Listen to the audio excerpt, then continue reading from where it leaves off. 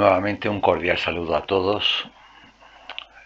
Nos situamos en el tercer vídeo de glúcidos, titulado Glúcidos 3 a este vídeo, y nos situamos en nuestro PDF en la página 746, que podemos encontrar directamente o bien a través de los marcadores de nuestro PDF, como vemos en este margen izquierdo, en el apartado de colección de preguntas de selectividad. En esta página 746 vamos a ver ejercicios de la selectividad de Madrid de diferentes años. Vamos a empezar por el año 2000 y nos va a servir estos ejercicios como repaso de los dos vídeos anteriores de glúcidos 1 y glúcidos 2, y además en profundizar un poquito más sobre conceptos que han quedado un poco ligeramente explicados en los vídeos anteriores.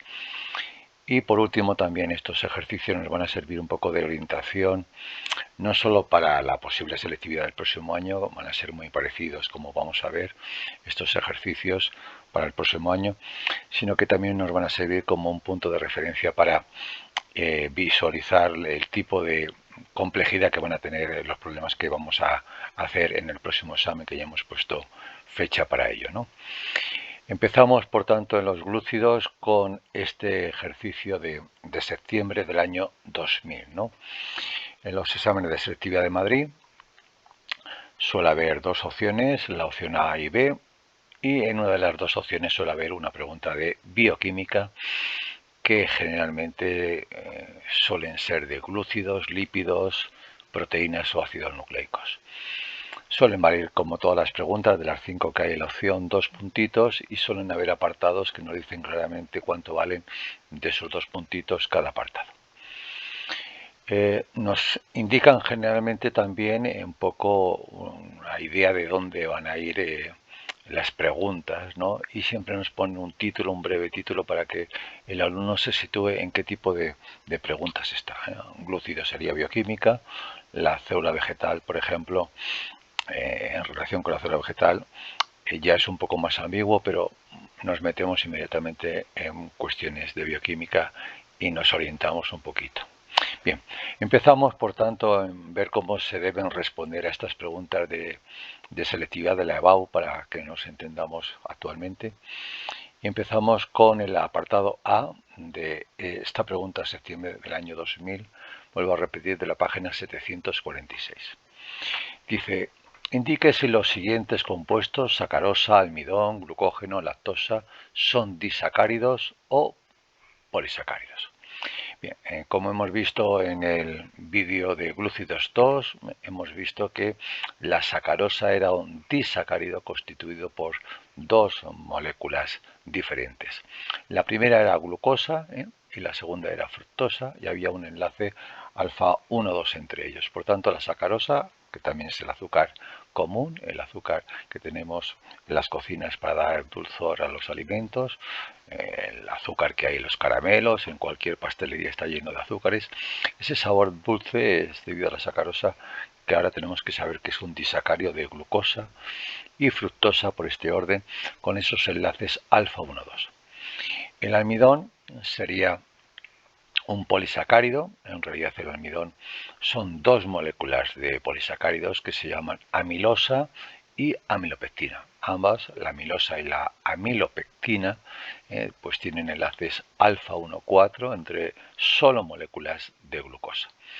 La amilosa no tiene ramificaciones, es decir, solo hay enlaces alfa 1,4, pero la amilopectina sí presenta, aparte de las uniones O-glucosídicas típicas de cualquier óxido, pues presenta también enlaces O-glucosídicos de tipo alfa 1,6.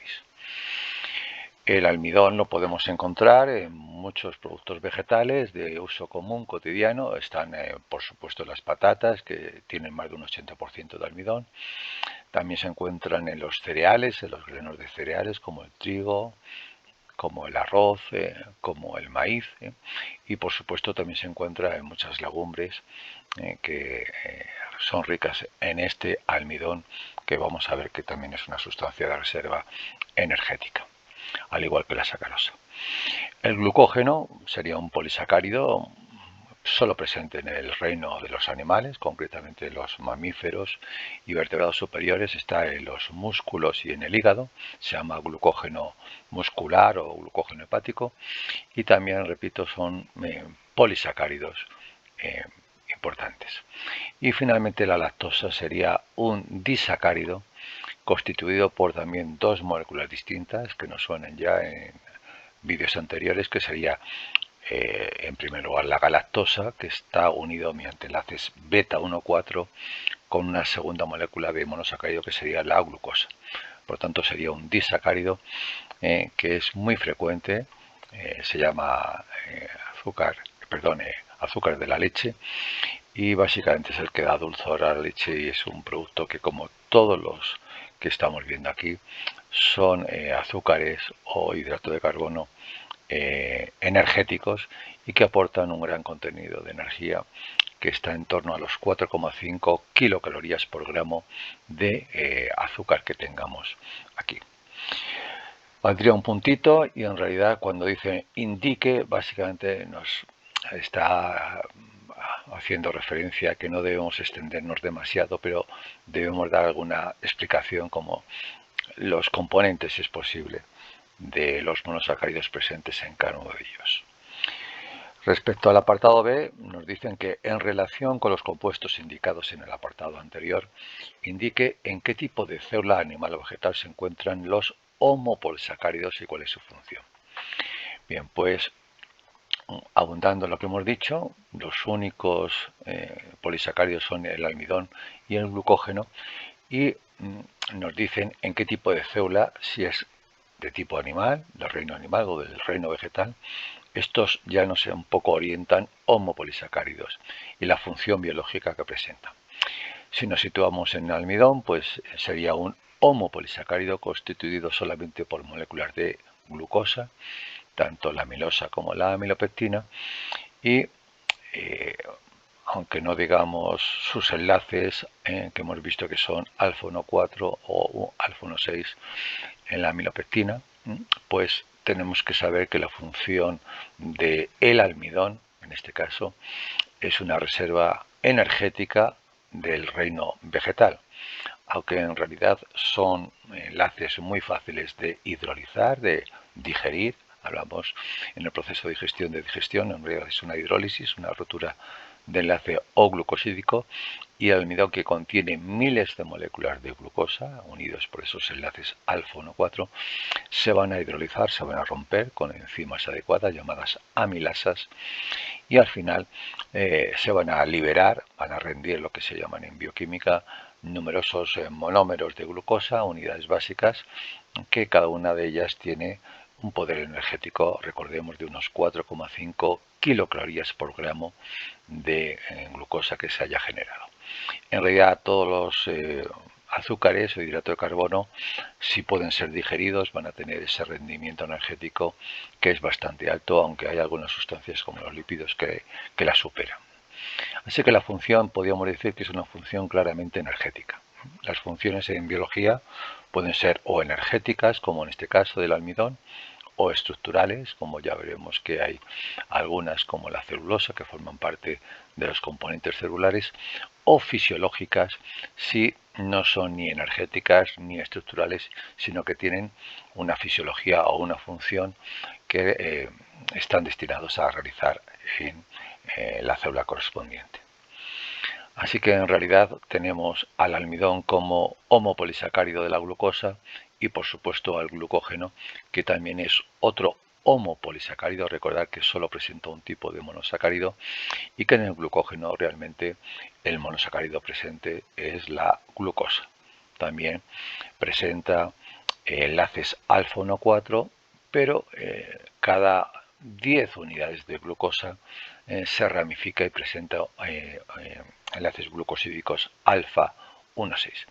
En cualquier caso, es una sustancia de reserva del mundo animal, que, repito, se encuentra en dos órganos importantes: en el órgano de los músculos, y se llama glucógeno muscular, y en un 70% sería el glucógeno hepático, que es una reserva mayor de glucógeno, pero que en cualquier caso son reservas muy escasas y con intensos ejercicios en los deportistas humanos pues se agotan en pocas horas. Es más que probable que un ejercicio de maratón intenso agote las reservas de glucógeno antes de las 2 horas, tanto en el hígado como en el músculo, que tiene, ya os digo, un solo 30% de las reservas de glucógeno corporal. Si seguimos en los siguientes años, tenemos septiembre de 2001 y en el apartado A, después de ver que están relacionados los siguientes apartados con la célula vegetal, importante guía para saber de qué estamos hablando, nos piden en el apartado A que explique la composición química de la celulosa. Bien, pues la celulosa tenemos que recordar que hemos visto que es un homopolisacárido constituido solo por monómeros, unidades básicas llamadas de glucosa.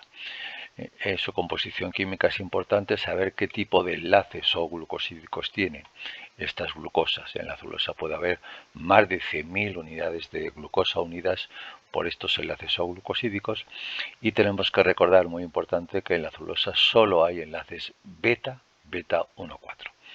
Por lo general los enlaces betas, en lugar de los alfa, suelen ser bastante difíciles de hidrolizar por las enzimas. No hay enzimas que sean efectivas frente a los enlaces beta y por lo tanto es muy difícil de digerir la celulosa, a no ser de que haya enzimas que son solamente presentes en organismos muy extraños, como son ciertas bacterias llamadas arqueobacterias, que habitan en los rumiantes, en los animales herbívoros, y que son los que realmente dan la hidrólisis de la celulosa que están comiendo estos rumiantes y que al final liberan las glucosas que presentan, que les dan su poder energético. La celulosa tenemos que recordar que, a diferencia, por ejemplo, del glucógeno, pues no presenta ramificaciones y es una larga cadena de moléculas de glucosa, larguísimas cadenas, con esos enlaces característicos beta 1,4. Seguramente en algún momento nos preguntarán cuál es la función biológica, no la composición química, sino la composición biológica de la celulosa, y básicamente suelen ser necesario leerse los siguientes apartados para que realmente veamos si nos están preguntando lo que podíamos haber explicado en el apartado inicial. El apartado B dice que indique a qué grupo de biomoléculas pertenece la hemicelulosa, ¿no? Pues la hemicelulosa las hemos estudiado como son en realidad muchas hemicelulosas, pero siempre están asociadas a las celulosas. La palabra hemi es mitad o casi parecido a la celulosa. En realidad es un heteropolisacárido. Recordamos que los heteropolisacáridos son la combinación de dos o más monosacáridos distintos. La hemicelulosa puede tener más de 1000 unidades de monosacáridos, pero por lo menos en las hemicelulosas destacan dos que no son muy conocidos, como la glucosa, que también está presente en la celulosa, y la galactosa. Más de un 60% son estos dos homopolisacáridos, y luego hay azúcares adicionales también distintos y más complejos, como la manosa, la silosa, que le dan unas ciertas características, pero al final podemos decir que es un heteropolisacárido, sin entrar más en detalles si tienen estos monosacáridos que estamos comentando, ¿no? Al final, la idea es que indique, explicar muy brevemente que es un heteropolisacárido y que la hemicelulosa, por si acaso, está siempre asociada y forma parte de las paredes celulares de las células vegetales, y es como una especie de molécula cementante, puesto que las moléculas de celulosa están separadas, como los bolígrafos, por ejemplo, en una red. Pues si no hay una segunda entrecruzamiento entre estas celulosas, estarían muy sueltas y no serían tan compactas y rígidas las paredes celulares vegetales. Respecto a la localización de la celulosa, y también de la hemicelulosa, pues hay que saber, hay que recordar que se encuentran revistiendo las membranas plasmáticas de las células vegetales, en lo que siempre se ha dicho que son las paredes celulares celulósicas por su naturaleza, que están siempre en gran espesor, recubriendo, protegiendo, sobre todo por cambios osmóticos a la célula vegetal, puesto que siempre está asociado a medios acuosos que pueden presentar concentraciones más o menos elevadas de sales. Para que no entre por turgencia este agua en las células y literalmente estalle en las células, las paredes celulares están llenas de celulosas rígidas que evitan que las células estallen. Y en el último apartado, CITE, cuando nos hablan de la palabra CITE, solamente hay que nombrar, ¿no? CITE 2, biomoléculas presentes en las células vegetales o animales con idénticas características químicas a las anteriores. Pues nos dan la opción de que podamos coger dos biomoléculas vegetales o dos biomoléculas animales que sean en realidad polisacáridos, ¿no? Si entendemos que ambos son homo o heteropolisacáridos, había que buscar algún polisacárido adicional vegetal o animal. Si nos acordamos de la anterior preguntita, que no tiene nada que ver, fijaros que un año fue el año 2000, el año siguiente preguntaron una cosa algo distinta, pero en realidad muy parecida, pues tenemos que como polisacáridos de tipo animal podíamos volver al glucógeno. Esa reserva energética de los músculos de vertebrados superiores es un homopolisacárido y en realidad presenta las mismas características que la celulosa, que es también un homopolisacárido, aunque ya sabemos ahora que sus enlaces son diferentes. Y otra molécula animal o vegetal que sea también un polisacárido, pues aparte de la epicelulosa podemos poner de origen animal, pues conviene algo que no he explicado muy bien en el vídeo anterior, recordar que suele salir mucho la quitina. La quitina es una homopolisacárido donde hay un monómero un poco raro para nosotros que se llama la N-acetilglucosamina. Sus enlaces son beta 1,4, son muy parecidos a la celulosa, la única diferencia en que sus monómeros aquí son de glucosa, mientras que las las membranas quitinosas, cubiertas quitinosas, que vamos a ver dónde están, pues el monómero que destaca es la N-acetilglucosamina con enlaces beta 1,4, que en realidad esta molécula no es nada más que la molécula de glucosa, donde en su carbono 2, pues en lugar de 1H presenta un grupo extraño llamado N-acetil y que tiene la formulación química de NHCOCH3. Sería un revestimiento del mundo animal, puesto que forma en lo que se llama el exoesqueleto de los artrópodos, de ciertos artrópodos, ¿no? El filum de los artrópodos contiene diversas clases, pero la clase de los insectos es el más conocido y conocemos que hay muchos insectos que tienen un caparazón bastante rígido, las cucarachas, las mariquitas, son ejemplos de ese revestimiento quitinoso, ¿no?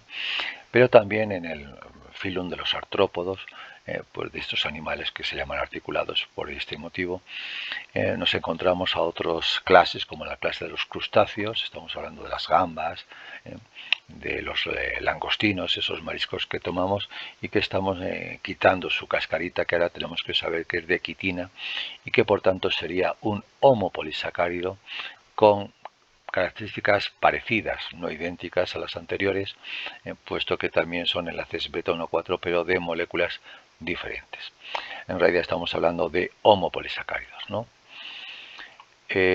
También nos decía que podíamos un poco hacer mención de algún heteropolisacárido, ¿no? Pues recordar que hemos estudiado pocos heteropolisacáridos en el vídeo anterior, pero había uno que estaba asociado a la hemicelulosa que se llama la pectina, que recordar que se encuentra mucho en ciertas frutas, en la, digamos, cáscara de ciertos frutos como la naranja, y es esa zona blanquecina que hay justamente después de la cáscara de la naranja o del limón que le da cierto amargor a los cítricos que estamos tomando, ¿no? En realidad la pectina también es un heteropolisacárido que no tiene que ver nada con la situación porque no se sitúa junto con la celulosa, pero que sí está presente cuando una célula vegetal se divide por mitosis. Lo primero que se forma es lo que se llama la lámina media, y en realidad es esta sustancia que hemos llamado pectina, y que son en realidad combinaciones de azúcares muy complejos, tienen nombres extraños y que al final no nos interesa mucho, pero se llaman ácidos galacturónicos y sus derivados metilados o esterificados, ¿no? En cualquier caso, pectinas como heteropolisacáridos que también tienen un papel estructural porque también forman parte de las células vegetales. Respecto al siguiente ejercicio, junio 2003, pues nos sitúan en relación con los glúcidos 3 apartados. En el primer apartado cita una pentosa indique su función biológica. Hemos estudiado pocas pentosas, pero vamos a recordar las 3 que hemos visto, ¿no? La primera pentosa que vimos en el anterior vídeo de glúcidos 2 era la ribosa. La ribosa, que era una aldopentosa, y que las situábamos en las moléculas que vamos a ver ya dentro de poco, que son los ácidos nucleicos. Los ácidos nucleicos, si nos acordamos, tienen 2 tipos de moléculas, los ARN, los ácidos ribonucleicos. La palabra ribonucleicos viene precisamente de la ribosa que tenemos aquí. La ribosa es una aldopentosa, tiene sus grupos OH de los carbonos asimétricos hacia la derecha, pero podemos decir que la función de la pentosa es estructural o, si queréis, fisiológica, si explicamos un poco el porqué. Estructural porque forma parte de esa molécula que es la que transporta la información genética y que hemos llamado ARNs. Generalmente son los mensajeros, aunque hay otros que ya sabemos son los ribosómicos o los transferentes. Pero podemos decir que es una pentosa, una aldopentosa con función estructural porque forma parte de los ácidos nucleicos. Aunque si le queremos dar una función fisiológica o de un papel de función biológica que no sea estructural, podemos decir que esos ácidos ribonucleicos son generalmente mensajeros del material genético, de la información genética, y hacen un poco de conexión entre el ADN, que almacena la información genética, y las proteínas, que son los productos finales de nuestra información genética. Así que la pentosa, cite una pentosa, sería la ribosa, y hay que recordar que cuando estudiemos los ácidos desoxirribonucleicos, los ADN, veremos que existe otra pentosa que se parece mucho químicamente a la ribosa y que vamos a llamar desoxirribosa. Es como la ribosa, pero en el carbono 2, en lugar de tener un OH, ya os digo hacia abajo, va a perder un oxígeno, por eso se llama desoxi, que significa sin oxígeno, y se va a transformar en un azúcar que solo forma parte de los ADNs, de ese material genético, donde sí se almacena la información genética. Su función biológica podría ser o bien estructural, al formar parte de los ADNs, o bien fisiológica, puesto que es una parte importante donde se almacena la información genética de cualquier ser vivo.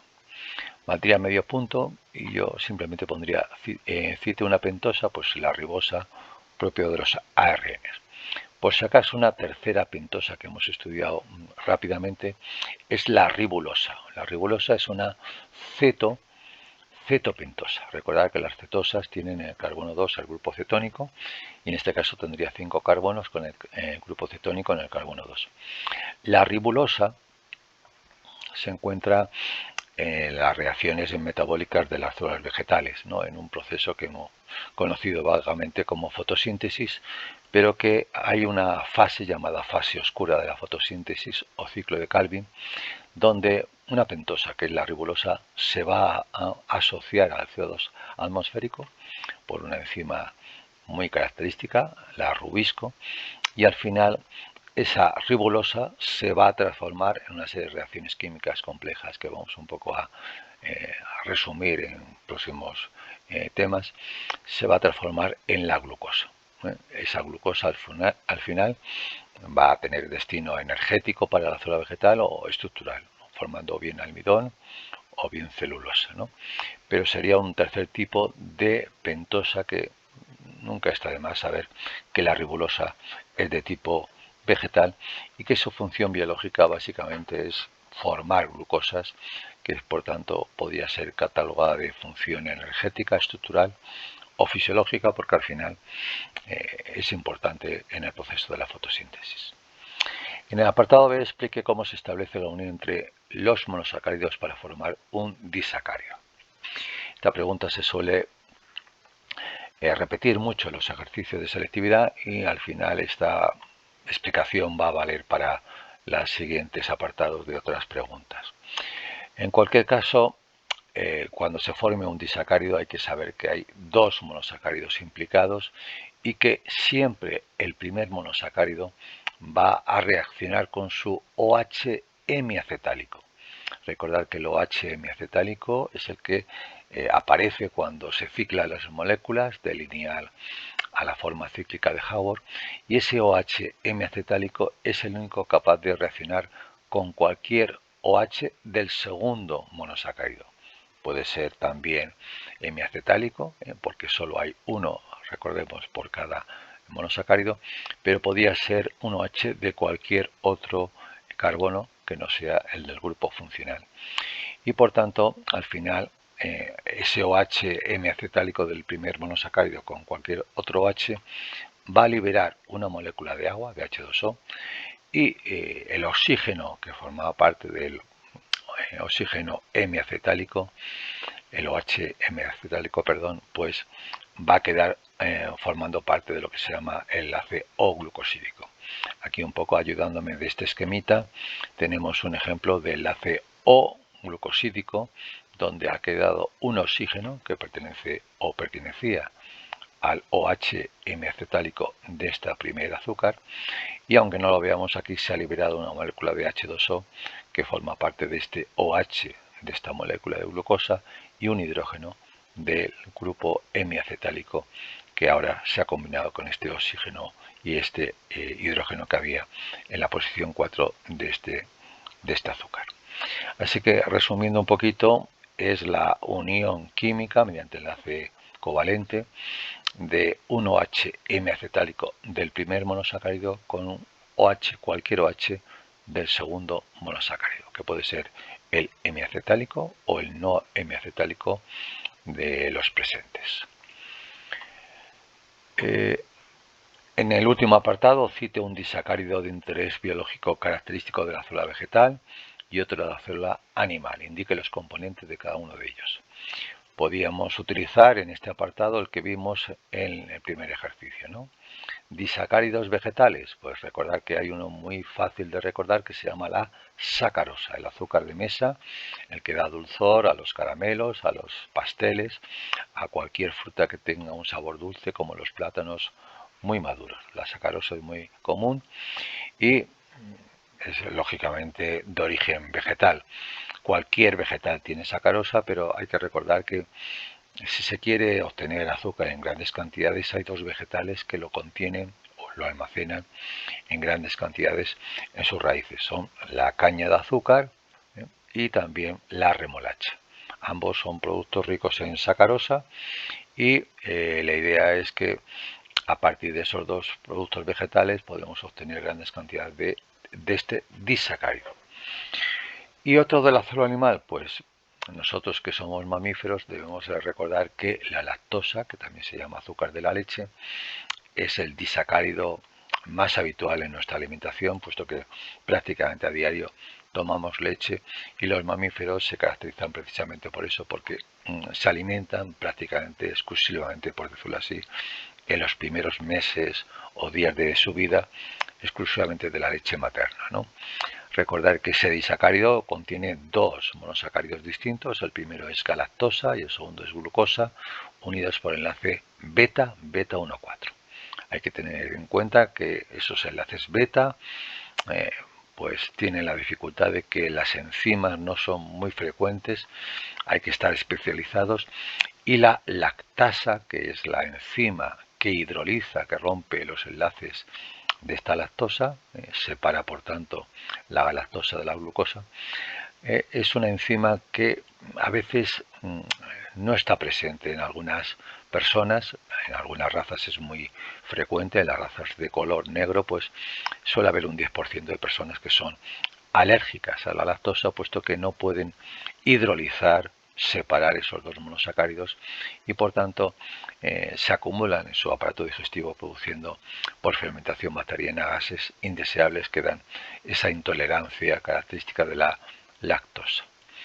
Serían ejemplos de disacáridos animales, pero por si acaso no se nos ocurre la lactosa o la sacarosa, que son los más habituales que salgan, pues recordar que tenemos algunos que no se encuentran libres en la naturaleza, pero que sí están y son de origen vegetal.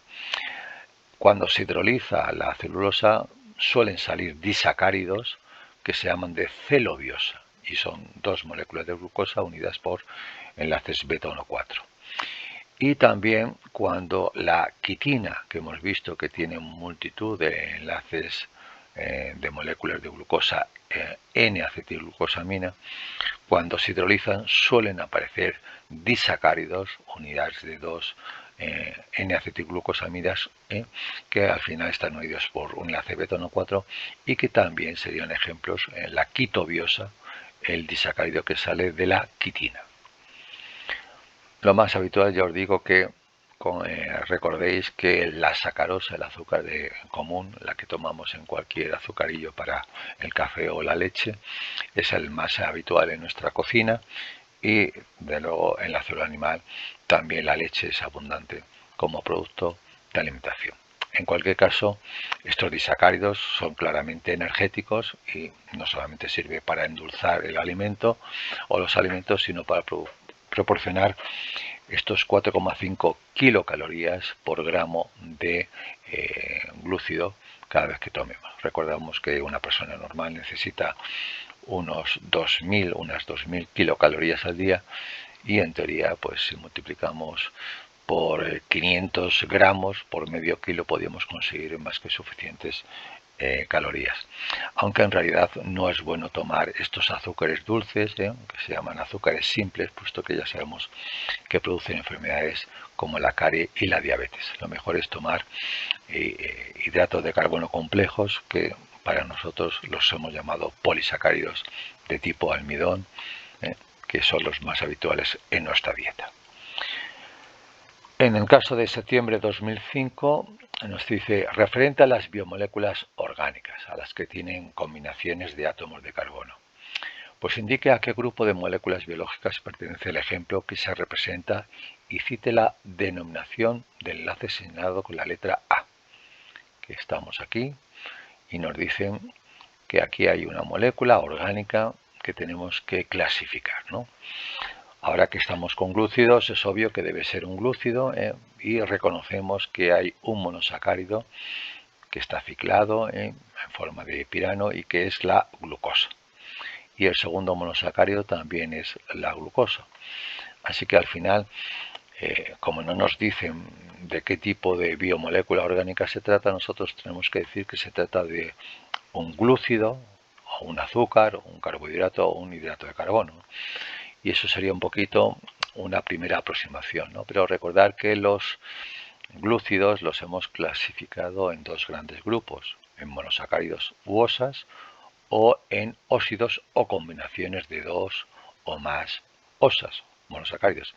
Aquí, por tanto, tendríamos un óxido que a su vez, recordar, hemos clasificado los óxidos como holósidos o heterósidos. Los holósidos son los que tienen como solo azúcar, esto sería un holósido, y un heterósido sería el que, aparte de componentes de monosacáridos, debería tener algún componente no azucarado, como podría ser un lípido, sería un glucolípido, o una proteína, que sería una glucoproteína.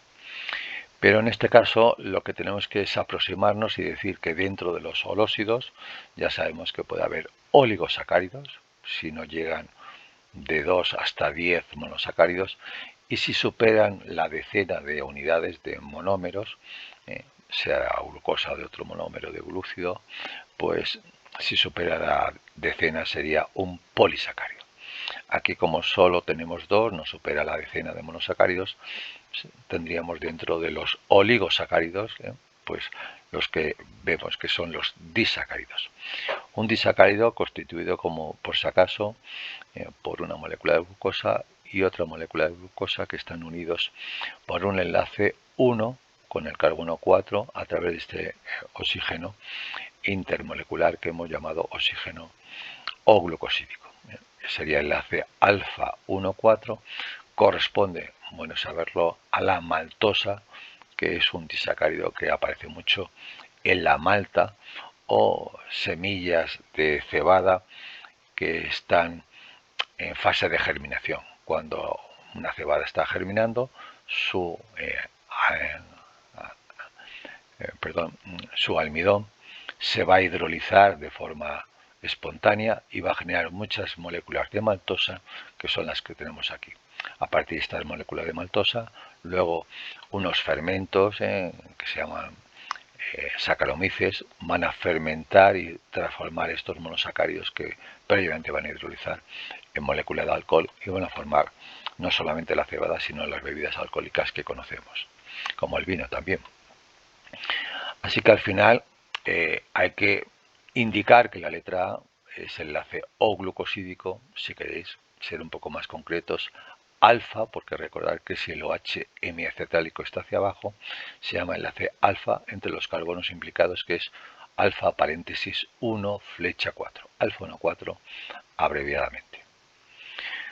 En el apartado B, a la vista del ejemplo anterior, indique si el enlace establecido y señalado con la letra A es monocarbonílico o dicarbonílico y razone la respuesta. Bien. Si nos acordamos, el concepto de monocarbonílico era aquel enlace O-glucosídico, este enlace entre dos monosacáridos, cuando solo intervenía un OH, en realidad el primer OH de la primera molécula de monosacárido. Y el segundo OH no intervenía. Si intervienen los dos OHs hemiacetálicos, se llama enlaces O-glucosídicos dicarbonílicos, ¿no? En este caso, si nos fijamos, hay que reconocer a la glucosa, que ha intervenido con su OH hemiacetálico, pero la segunda glucosa, que también es reconocible, pues tiene en su carbono 1 un OH hemiacetálico todavía libre. Y por tanto, a esta molécula que hemos llamado maltosa o simplemente disacárido, le podemos decir que es un enlace monocarbonílico por solo utilizar un carbonilo de los dos posibles que se han transformado en OHs hemiacetálicos. La consecuencia de este enlace monocarbonílico es que este disacárido en concreto, como todos los que lleven enlaces monocarbonílicos, pues todavía tienen capacidad de poder reducir el licor o el líquido de Fehling, que recordemos que cuando había OHs hemiacetálicos eran los responsables de hacer este cambio de color de azul a rojo, calentando previamente el azúcar con ese licor que tiene, ya os digo, un color azul bastante bonito, pero que el OH hemiacetálico es capaz de reducir, cargarle de hidrógenos al cobre más 2 que tiene el líquido y transformarlo, reducirlo en cobre más, que en realidad de tener un color azul, ahora sí tiene un color ladrillo, un rojo ladrillo bastante intenso. Así que monocarbonílico, un OH hemiacetálico solo intervenido, y si intervienen dos, pues sería un enlace dicarbonílico. En este caso, los dicarbonilos no tienen la capacidad de reducir el licor de Fehling. Y por lo general, no sé si lo preguntan aquí, solo nos tenemos que acordar de un disacárido que no es reductor del líquido de Fehling, o si queréis que es un enlace dicarbonílico. Es el caso de precisamente la sacarosa, donde actúa en primer lugar la glucosa y que se une mediante su enlace OH hemiacetálico en posición 1 con el carbono 2 de otra molécula que nos suena también, que es la fructosa. El enlace es alfa 1,2 entre glucosa y fructosa, pero el carbono 2 de la fructosa es el OH hemicetálico, no acetálico, sino hemicetálico, pues es un grupo cetona, y al ser los dos OHs hemicetálicos y cetálicos en los que han intervenido, sería un ejemplo de enlace dicarbonílico o de molécula que no reduce el licor de Fehling. Respecto al último apartado, cité 3 moléculas que presentan el mismo grupo general que el ejemplo del primer apartado. Es decir, nos están diciendo que digamos 3 moléculas que sean disacáridos. Pues volviendo a lo que hemos visto anteriormente, hemos visto que hay un disacárido que se llama precisamente la sacarosa. La sacarosa, glucosa y fructosa sería un ejemplo de disacárido del mundo vegetal, con función claramente energética, y que hemos visto que es dicarbonílico, pero solamente nos dice que citemos, nombremos a 3 disacáridos. El primero, por tanto, sería la sacarosa, el segundo también lo hemos visto, que se llama la lactosa, el azúcar de la leche. El tercero hemos dicho que es la maltosa, pero como la tenemos aquí no la podemos repetir. Y por tanto podíamos buscar otro disacárido que nos suene un poquito, que podía ser, por ejemplo, la quitobiosa, ese disacárido con 2 moléculas de N-acetilglucosamina y que es el producto final de la digestión de la quitina, que ya os digo que está en el exoesqueleto de los artrópodos y que también, se me ha olvidado decirlo antes, la quitina es muy habitual en el mundo del reino de los hongos. Setas, champiñones están siempre recubiertos con una pared celular que no es de celulosa sino de quitina, y que de ahí deriva que las paredes de los hongos, del reino de los fungis, tienen paredes celulares quitinosas. Pues bien, la quitina, cuando se hidroliza por esas enzimas especiales que solo tienen ciertos componentes bacterianos, pues se pueden conseguir unidades de quitobiosa, que en realidad son 2 unidades de los monómeros llamados N-acetilglucosamina, donde en este carbono 2 hay un grupo NH CH3, un grupo N-acetilado. Así que 3 moléculas serían quitobiosa, pero sobre todo lo que hemos visto, la sacarosa y la lactosa.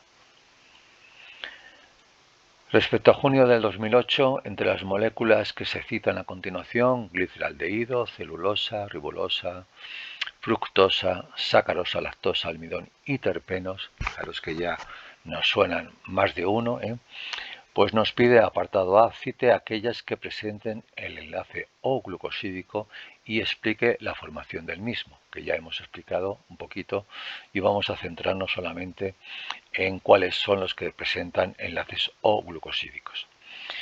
El gliceraldehído apenas os lo he explicado en el vídeo anterior, pero es una aldotriosa que se encuentra en el metabolismo de los seres vivos. Hay unas reacciones químicas que vamos a estudiar muy importantes que nos dan energía, que se llama la glucólisis o ruptura de la glucosa precisamente, y al final se van a formar moléculas de gliceraldehído en esas reacciones químicas, que su papel podía ser claramente energético, porque al final todos estos compuestos van a ser rotos, van a ser transformados, oxidados si queréis, para obtener energía. Pero como es una aldotriosa, no presenta enlaces O-glucosídicos y por tanto sería una de las que no presenta enlaces O-glucosídicos. La celulosa sí la presentaría, tiene miles de enlaces O-glucosídicos entre las moléculas que hemos visto de glucosa, beta 1,4. La ribulosa hemos también hablado de ellas y es una cetopentosa y por tanto no tiene todavía enlaces O-glucosídicos.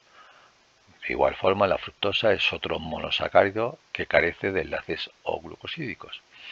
Y la sacarosa, que ya hemos visto varias veces, empezamos a ver que es un disacárido y como todos los disacáridos presentan un enlace O-glucosídico entre sus 2 moléculas o monosacáridos presentes, glucosa y fructosa, ya os digo. Respecto a la lactosa, también nos ha salido antes, que era la combinación por enlace O-glucosídico de una galactosa y una glucosa, unidas mediante enlace beta 1,4, pues sería otro ejemplo de molécula con enlace O-glucosídico. El almidón, que os acabo de decir que presenta dos tipos de homopolisacáridos, la amilosa sin ramificar y la amilopectina ramificada, pues presentan miles de enlaces O-glucosídicos entre sus miles de moléculas de glucosa presentes. Y los terpenos no nos suenan nada porque forman parte de otras biomoléculas orgánicas muy distintas a los glúcidos, que las vamos a ver en el siguiente tema, y que se llaman lípidos. Hay muchos tipos de lípidos, y los terpenos, de luego, son cualquier cosa menos glúcidos y por tanto no presentan enlace O-glucosídico. Quizá de los únicos, el único que nos podía un poco sorprender sería los terpenos y el gliceraldehido, que apenas los hemos tocado. Todo lo demás, como veis, son 0,75 puntos, pues prácticamente los podríamos citar sin ningún problema. Respecto al apartado B, alguna de las biomoléculas citadas no tiene carácter reductor, razone la respuesta. Bien, pues volviendo a los disacáridos, todos los disacáridos menos uno que tenemos que recordar son de carácter reductor. Así que la sacarosa no sería de carácter reductor. Y los demás, en teoría, sí, porque presentan enlaces O-glucosídicos y OH M-acetálicos libres. Pero si nos fijamos un poquito en la celulosa y en el almidón, tampoco presentan este carácter reductor.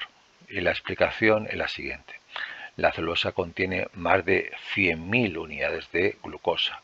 Cada una llevaba su OH M-acetálico, pero como se consumen al formar enlaces O-glucosídicos, de las 100.000 unidades, solo la final, una de ellas de 100.000, aún permanece con el OH M-acetálico libre y por tanto podía ser reductor, pero se puede decir que lo ha perdido. En realidad se pierde el carácter reductor cuando hay ya oligosacáridos de más de 10 moléculas, ¿no? Los oligosacáridos ya dejan de ser reductores porque de 10 OH M-acetálicos, 9 se han perdido y prácticamente ya no tienen fuerza para reducir el licor de Fehling. Y otro polisacárido que hemos visto es el almidón, y por tanto sería claramente un ejemplo de molécula que no tiene carácter reductor, porque razonar la respuesta supone que no tiene OH M-acetálicos libres. Bien, por supuesto los terpenos no los hemos estudiado, no tienen OH M-acetálicos libres y por tanto ya veremos que no serían reductores. A veces en una pregunta de selectividad mezclan conceptos de glúcidos con lípidos o proteínas, y a veces hay que explicar alguna preguntita después de haber repasado todas estas biomoléculas orgánicas que aún nos quedan por explicar. Y finalmente el apartado C cite una analogía, una similitud y una diferencia entre la celulosa vegetal y el almidón vegetal. La analogía es que son precisamente productos del reino animal. Son moléculas, biomoléculas orgánicas presentes en las células vegetales. Eso sería una analogía, una similitud. Otra analogía es que tienen la misma composición química, solo tienen glucosas en su composición, tanto la celulosa como el almidón. Incluso otra analogía es que son homopolisacáridos, puesto que solo presentan ese azúcar. Quizá haya más similitudes, por ejemplo, ahora se me ocurre que la celulosa no está ramificada sus enlaces y en el almidón hay una molécula que se llama la amilosa que tampoco está ramificada. Así que por tanto se ven bastantes similitudes, ¿no? Si me apuráis, el enlace entre las glucosas es el enlace 1,4, entre el carbono 1 de la primera glucosa y el carbono 4 de la siguiente, que también ocurre en el almidón y la celulosa. Y respecto a las diferencias empiezan ya a ser un poco más claras, ¿no? Hay quizá dos diferencias, una estructural y otra desde el punto de vista funcional. La primera diferencia es que tenemos que saber que los enlaces de la celulosa son beta y los enlaces del almidón son alfa. Beta 1,4 para la celulosa, alfa 1,4 para el almidón.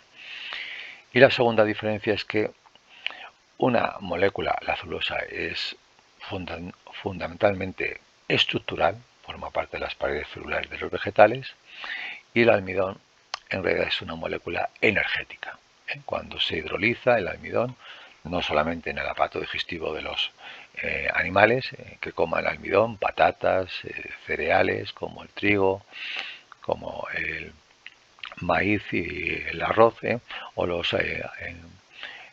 las legumbres, pues aparte de poder digerir nosotros el almidón, los seres vivos y los animales, lógicamente la planta almacena almidón, no para que se las coman los animales, sino que ella almacena almidón como sustancia de reserva y da ese rendimiento energético que estamos hablando de 4,5 kilocalorías por gramo de almidón que tome el animal o almacene la planta para su propio interés.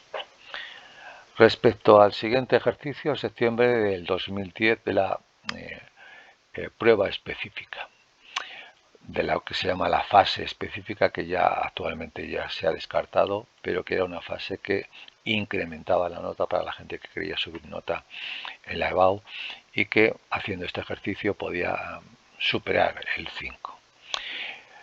En cualquier caso, las fases específicas o las fases generales que veo aquí tenían generalmente ejercicios muy similares en complejidad. Vamos a ver un poco la de septiembre de 2010, fase específica. Referente a los polisacáridos, escriba la composición, enlace característico, función, localización celular de la celulosa. Ya lo hemos visto y lo voy a decir claramente cómo se debería decir de una forma muy breve, sin extenderme como lo he hecho antes, ¿no? Composición, básicamente, es un homopolisacárido constituido solamente por moléculas de glucosa. Enlace, solo hay enlaces beta 1,4 entre estas moléculas. Función, estructural, forma parte de todas las paredes celulares vegetales. Y la localización pues se encuentra precisamente formando parte de esa pared que se localiza por la parte externa de la membrana celular vegetal. Recordar que pared celular y membrana celular se aparecen mucho, pero la membrana es el revestimiento de cualquier célula y la pared celular celulósica es a su vez el revestimiento externo de la membrana celular, en este caso vegetal. Respecto a escriba la composición, enlaces característicos, función y localización fundamental del glucógeno, que hemos visto ya, y abreviando, sin extendernos demasiado, seguramente se va a conseguir un punto si lo decimos muy claramente, sin ningún tipo de error, en 2 líneas. Composición del glucógeno, básicamente solo moléculas de glucógeno. Sería un homopolisacárido de glucógeno. Enlaces característicos, pues aquí tenemos un pequeño problema porque hay dos. Aparte del mayoritario, los enlaces alfa 1,4, tenemos también un segundo enlace que se repite bastante frecuentemente cada 10 moléculas de glucosa. Una cadena que termine con su carbono 1 todavía libre puede unirse a otra cadena por el carbono 6 de la segunda cadena de esa glucosa que sea terminal. Y entonces los enlaces se dice que son alfa 1,6. Se dice que el glucógeno es una molécula ramificada porque aparte de cadenas lineales tiene ramificaciones que salen de ese enlace alfa 1,6 y que unen una cadena con otra. La función, pues la función del glucógeno en los vertebrados es una función de reserva energética. 4,5 kilocalorías por gramo de glucógeno. Un glucógeno que se localiza fundamentalmente en el hígado. El 70% de nuestro glucógeno es hígado y el 30% restante se localiza en los músculos, glucógeno muscular. Siempre aportando esos 4,5 kilocalorías por gramo de glúcido. Septiembre de 2010, fase general, nos dice algunas células vegetales presentan unas biomoléculas muy características como la celulosa, la hemicelulosa y el almidón. Parece que se está repitiendo ya esta preguntita. Indique las semejanzas y las diferencias más importantes entre la celulosa y el almidón. Recordar que hay muchas semejanzas, la glucosa es el monosacárido fundamental, los enlaces suelen ser 1,4 entre esas moléculas de glucosa, son polisacáridos vegetales, como hemos visto, y las diferencias más importantes es que los enlaces son beta, los enlaces O-glucosídicos son beta, y en almidón son alfa, no solamente 1,4, sino si hubiese amilopectina, que siempre la hay, también habría enlaces cada 30 moléculas 1,6. Eso sería una segunda diferencia que habría que un poco anotarlo. Cite una semejanza y una diferencia entre celulosas y las hemicelulosas.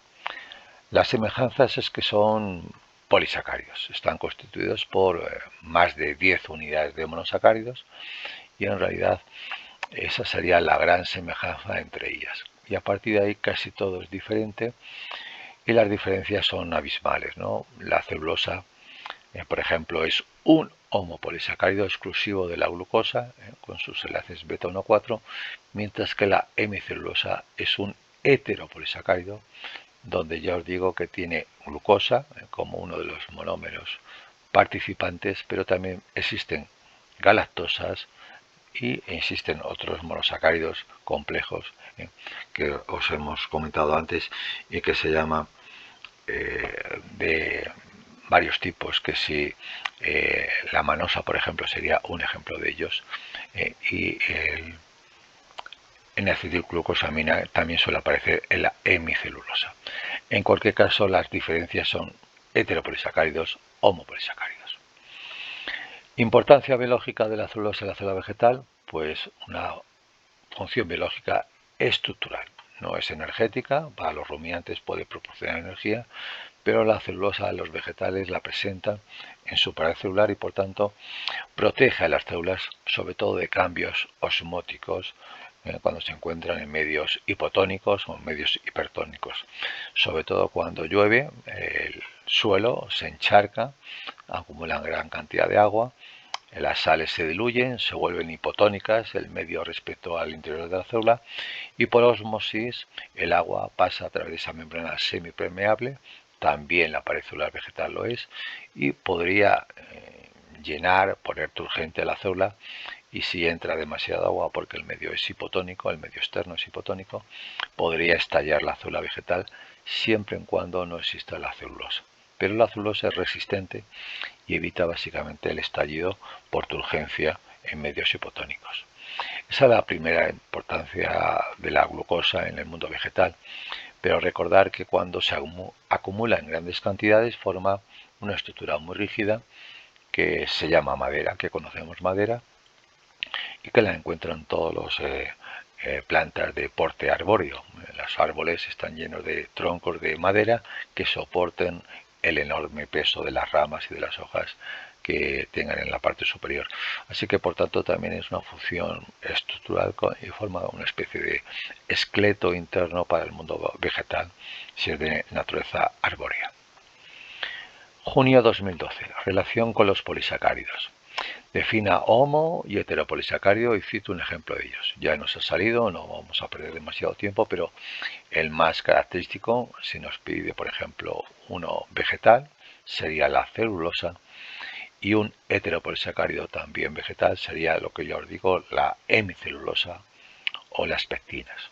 Si nos hablan de homopolisacáridos animales, pues podría ser el glucógeno hepático muscular o también la quitina de los animales. Y heteropolisacáridos de tipo animal, pues no los hemos estudiado, pero en realidad existen muchos, aunque no nos van a preguntar casi nunca que digamos un heteropolisacárido del reino animal, pero si queréis podéis hablar del ácido hialurónico, que forma parte del tejido conjuntivo y que presentan diferentes moléculas orgánicas de tipo monosacárido. Indique un homopolisacárido estructural de origen vegetal y otro de origen animal y explique brevemente cuáles son las principales analogías y diferencias. Nos vuelve a salir esta pregunta muchas veces y siempre se me ocurre como homopolisacárido estructural la celulosa, y el de origen animal estructural, muy importante, la quitina del exoesqueleto de los artrópodos, del filum de los artrópodos. Analogías y diferencias entre, por ejemplo, en este caso, la celulosa y la quitina, que son homopolisacáridos, sería un buen ejemplo, y a partir de ahí las diferencias empiezan a ser abismales, ¿no? Unas tienen glucosa, la celulosa, y otro tiene como único monosacárido la N-acetilglucosamina. Unos protegen a las células vegetales y otros protegen no a las células del artrópodo, sino en conjunto al ser vivo, al animal en concreto. Y el apartado C indica qué tipo de polisacárido es el glucógeno, cuáles son sus principales características estructurales y cuál es su localización en el organismo. Nos ha salido nuevamente, y repitiendo rápidamente, el glucógeno tiene como único monosacárido, es un homopolisacárido constituido solamente por moléculas de glucosa, donde ahí es importante saber que presenta muchos enlaces alfa 1,4, la mayoría son, pero cada 10 moléculas de glucosa aparece un segundo enlace glucosídico de tipo alfa 1,6. ¿Dónde se localizan? Pues recordar que hay un glucógeno hepático del hígado, que supone el 70% de las reservas de glucógeno del animal, pero que aunque sea el 70%, enseguida se consumen, quizá en 2 o 3 horitas de ejercicio muy intenso, y el 30% restante se encuentra justamente en los músculos, que son órganos muy necesarios en la contracción muscular y que consumen grandes cantidades de calorías, que vienen precisamente el primer biomolécula orgánica que se hidroliza para dar esa energía, es el glucógeno muscular. Y ya para terminar, antes de empezar con los lípidos, vamos a terminar con septiembre de 2014, que como vemos en los anteriores ejercicios son ejercicios muy repetitivos, muy memorísticos, y que aquí parece que aparece el concepto de isomería, que es lo único que no hemos tocado hasta ahora en este vídeo. Bien, con relación a los monosacáridos, nos preguntan, apartado A, indique a qué grandes grupos de glúcidos pertenecen los monosacáridos representados en las figuras 1, que está aquí, y 2. ¿A qué grandes grupos son estos dos monosacáridos? ¿Qué tipo de estereoisómeros son 3 y 4? Vamos a fijarnos luego en 3 y 4, y luego y 3 y 5. ¿Cómo son 3 y 5 respecto a ellos mismos? ¿Alguna similitud, alguna diferencia? Pero entiendo que estamos hablando de isomería, que vamos un poco a repasar, ¿no? Bien, pues, ¿a qué grandes grupos pertenecen estos dos monosacáridos llamados 1 y 2? ¿No? Si os fijáis, hay un grupo funcional principal, siempre en el carbono 1, que tenemos que reconocer, C doble C oxígeno, H, que es el grupo llamado aldehído. Y en el carbono 2, pues tenemos un grupo cetónico que da nombre a ese segundo grupo de monosacáridos. Así que tenemos dos osas o dos monosacáridos que se dividen, ya sabemos, en dos grandes grupos. Las aldosas, presentes con los que tengan grupos funcionales aldehído, o las cetosas. Este sería el grupo de las cetosas porque tiene un grupo cetónico, grupo C doble C oxígeno. Para ser más concretos, si nos sumamos los carbonos, tenemos 1, 2, 3, 4, 5, 6. Tenemos una aldohexosa, que nos suena mucho, que tenemos que reconocer que es la glucosa. Ahora no nos pide realmente que identifiquemos a la glucosa, sino que digamos que es una simplemente aldohexosa. Y en el carbono 2 tenemos también otro isómero. Recordad que son isómeros aquellos que tienen el mismo número de átomos en su molécula, pero diferente orientación de ellos. Y tenemos aquí también una exosa con grupos cetónicos, y por tanto sería una cetohexosa. Al ser iguales en su fórmula química, C6H12O6, la isomería que tenemos entre 1 y 2 son isómeros de grupo funcional. No sé si lo preguntaba aquí, pero entre 1 y 2 hay una aldosa y una cetosa, pero ambos son entre sí isómeros de grupo funcional porque lo único que varía entre ellos es el grupo funcional o aldehído o cetónico. Y ahora se nos dicen qué tipo de estereoisómeros son 3 y 4. Recordad que los estereoisómeros son aquellos moléculas isoméricas, que por tanto tienen la misma fórmula empírica, vamos a ver cuál es esta, pero que tienen diferente ordenación en uno o en más átomos de carbonos asimétricos que vamos a repasar, ¿no? Vamos a ver en qué se parecen 3 y 4 y en qué no se parecen. Entre 3 y 4 el carbono 1 CH2OH es el mismo. El grupo carbonilo cetónico en el carbono 2 también lo es. En el carbono 3, si os fijáis, es asimétrico, veremos por qué, pero el grupo OH del carbono de la molécula 3 está a la derecha y en la molécula 4 está hacia la izquierda.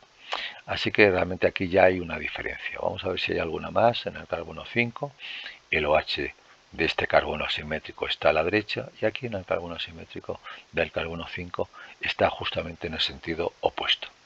Bien, pues las dos diferencias que vemos están en el carbono 3 y 4 y son básicamente lo que hemos llamado estereoisómeros enantiómeros o imágenes especulares una de otra.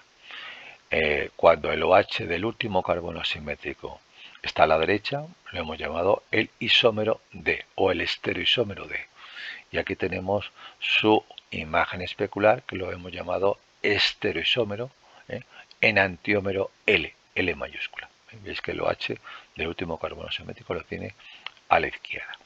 Pues la contestación es que son estereoisómeros enantiómeros o imágenes especulares porque la dirección de los grupos OH en los carbonos asimétricos se sitúan en direcciones opuestas. Carbono 3, OH hacia la derecha, carbono 3, OH hacia la izquierda, y en el carbono 4, OH hacia la derecha y aquí hacia la izquierda. Y ya finalmente, entre 3 y 5, vamos a ver qué similitudes hay. Pues carbono 1, CH2OH igual, carbono 2 igual, carbono 3 existe un cambio en la ordenación del grupo OH, a la derecha en esta molécula 3, a la izquierda en la molécula 5, pero en el carbono 4 no existe esa diferencia y por tanto el OH está también a la derecha en esta molécula 3 y a la derecha en la molécula 5. Por supuesto el CH2OH es el mismo y nos encontramos que 3 y 5 son moléculas que solo cambian en la posición de un OH, que hemos visto que es el carbono 3, de todos los que tengan presentes. En realidad solo hay dos carbonos asimétricos, pero hay un cambio solo en un carbono asimétrico en relación con la posición del OH. Y por tanto se llaman estereoisómeros o isómeros espaciales epímeros. Epímeros significa que solo cambian en un solo carbono la orientación del grupo OH. 3 y 5 epímeros y 3 y 4 enantiómeros o imágenes especulares.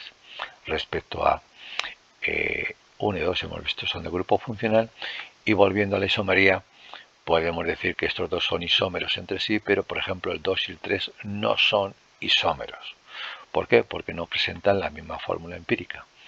Si os acordáis, los monosacáridos atendían a una fórmula empírica que era un paréntesis C, N, H2O, paréntesis N, perdón, CH2O, todo ello entre paréntesis N.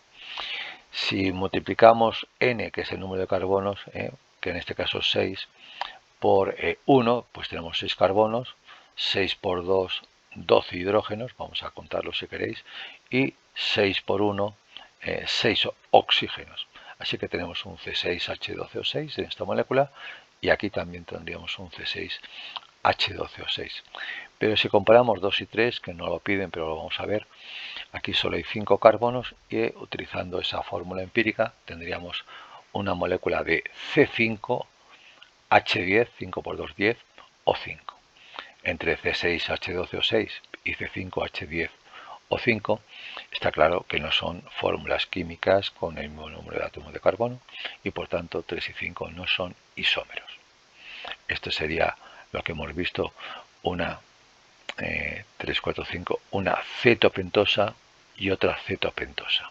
También tenemos una cetopentosa y por tanto Estas tres cetopentosas también a su vez serían isómeros, que los hemos visto de 3 y 4 y de 3 y 5.